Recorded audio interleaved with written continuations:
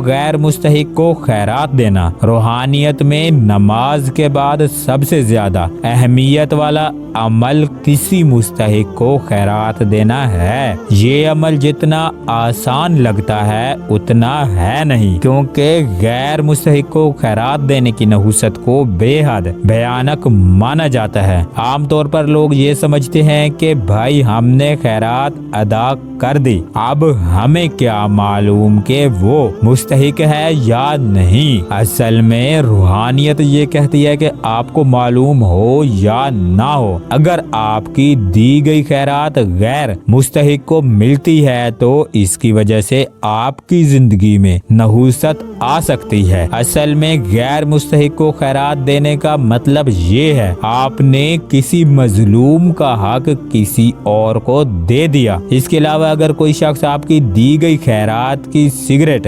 शराब या कोई हराम चीज खरीद कर इस्तेमाल करता है तो इसका मतलब आपने किसी शख्स को हराम खरीदने के लिए किसी मुस्तहिक का हक दे दिया। गैर मुस्तहिक को खैरात देने का तीसरा मतलब ये है कि आप किसी शख्स को इबादत से रोकते हैं, यानी कि हदीस मुबारका के मुताबिक रिज़्क़ हलाल की तलाश और हसूल इबादत है, और जब आप किसी गैर मुस्तहिक को खैरात देते हैं तो वो रिज़्क़ की तलाश और हसूल की इबादत हरगिज नहीं करेगा। सड़कों पर भीख मांगने वाली ज्यादातर औरतें भीख के पैसों से शाम को अपने शोहर के लिए शराब खरीद कर ले जाती हैं, और उन औरतों के शोहर काम नहीं करते बल्कि घरों में बैठकर जुआ खेलते हैं और उनकी औरतें उनके लिए भीख मांगती हैं। गैर मुस्तहिक को भीख देने का मतलब हम मुआशरे में भिखारियों की तादाद में इजाफा करने के लिए उनका साथ देते हैं। इसी तरह